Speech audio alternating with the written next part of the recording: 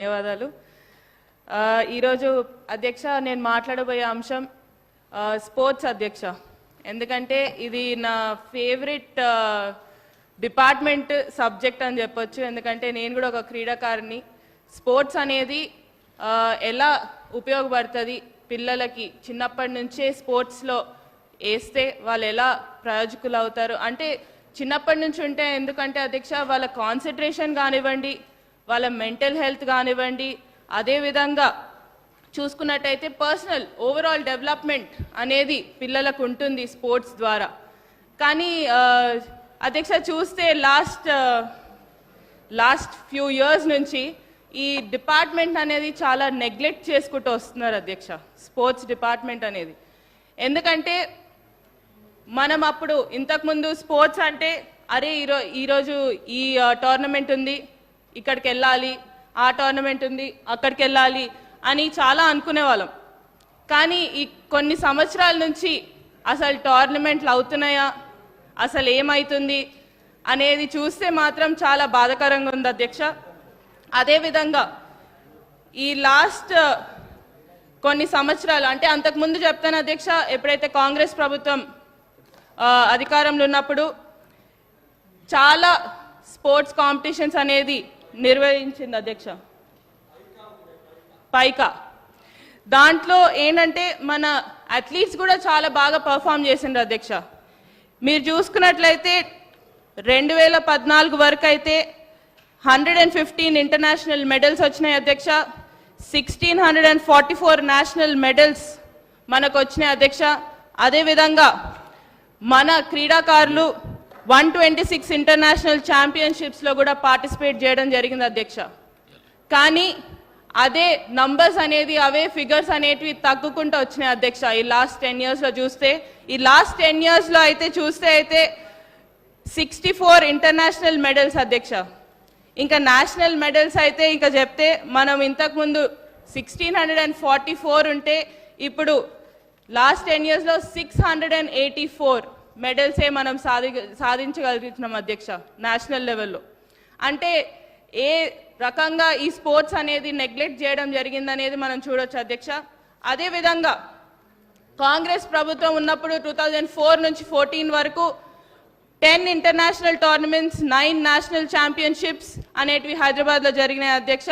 Special mention చేస్తే మాత్రం International Tennis Federation men's tennis tournament 2004, Asian rowing championship 2005, Asian badminton championship 2005, Rajiv Gandhi International gymnastic championship 2005, World Tennis Association Open International Championship 2006, World Military Games 2007. ఇంకా చెప్పుకుంటూ పోతే ఇంకా ఆ list చాలా పెద్దగా ఉంది అధ్యక్ష. కానీ లాస్ట్ 10 ఇయర్స్లో చూస్తే మాత్రం అది చాలా తక్కువ అధ్యక్ష. ఏంటి ఇంకా చూసుకుంటూ పోతే, ఇంకా చెప్పుకుంటూ పోతే ఏదైతే క్రికెట్ అంటాం, ఫుట్బాల్ అంటాం, చెస్ అంటాం, బ్యాడ్మింటన్ అంటాం, ఇలా అన్ని పేరుకి మాత్రం పెద్ద పెద్ద స్పోర్ట్స్లో మనం అందరం చూస్తున్నాం. చాలామంది స్పోర్ట్స్ పర్సన్స్ వచ్చి ఈరోజు మెడల్స్ సాధిస్తున్నారు అధ్యక్ష. వాళ్ళని అనట్లేదు అధ్యక్ష. నేను ఇక్కడ మాట్లాడదలుచుకుంది ఏవైతే స్పోర్ట్స్ మనం ఇగ్నోర్ చేస్తున్న స్పోర్ట్స్ ఏవైతే ఉన్నాయో స్పెసిఫిక్గా చూస్తే చాలా స్పోర్ట్స్ ఉన్నాయి అధ్యక్ష, which are internationally very famous and very ఏమంటారు అందరు చూస్తారు కూడా అధ్యక్ష. కానీ అవే స్పోర్ట్స్ అనేటివి మన దగ్గర చాలా తక్కువ అధ్యక్ష. ఎందుకంటే నేను కూడా ఇంతకుముందు నేను ఒక రోలర్ స్కేటింగ్ ఛాంపియన్షిప్లో పార్టిసిపేట్ చేసిన దాన్ని, ఆ రోలర్ స్కేటింగ్ నేషనల్ లెవెల్ వరకు వెళ్ళిన దాన్ని, నాకు తెలుసు. మా స్కేటింగ్ గురించి మాట్లాడితే అయితే అసలు పదం అనేదే ఉండదు అధ్యక్ష. అసలు రోలర్ స్కేటింగ్ అంటే ఏంటో కూడా చాలా మందికి తెలియదు ఈరోజు. అంటే అట్లాంటి స్పోర్ట్స్ని మనము ఎంకరేజ్ చేస్తే, ఎందుకంటే చాలా మంది ఉన్నారు అధ్యక్ష స్పోర్ట్స్ మెన్ అలాంటి ఫీల్డ్స్లలో, ఆ స్పోర్ట్స్ మెన్ని కూడా మనం ఎంకరేజ్ చేసుకుంటా ముందుకు రావాలనేది నా ఉద్దేశం అధ్యక్ష ఇక్కడ మాట్లాడడానికి. అదేవిధంగా ఒక ఎగ్జాంపుల్ అధ్యక్ష, రూరల్ టాలెంట్ అనేది ఎంకరేజ్మెంట్ చాలా ముఖ్యం అధ్యక్ష. ఎందుకంటే ఈరోజు మన ముఖ్యమంత్రి గారు స్పెసిఫిక్గా స్పోర్ట్స్ మీద చాలా ప్రత్యేక దృష్టి పెట్టినందుకు చాలా ధన్యవాదాలు మన ముఖ్యమంత్రి గారికి. ఎందుకంటే ఎప్పుడు లేనంతగా బడ్జెట్ అలొకేషన్ అనేది ఈ సంవత్సరం మనం స్పోర్ట్స్కి చేయగలిగినాం అధ్యక్ష. దానికి ముఖ్యమంత్రి గారికి ప్రత్యేక ధన్యవాదాలు అధ్యక్ష. ఏవైతే మా నియోజకవర్గాల్లో ప్రతి నియోజకవర్గానికి ఒక స్టేడియం అనేది ఏర్పాటు చేస్తామన్నారో దాన్ని కూడా ముఖ్యమంత్రి గారికి ప్రత్యేక ధన్యవాదాలు అధ్యక్ష. ఎందుకంటే it is necessary to have sports stadiums in the rural belts అధ్యక్ష.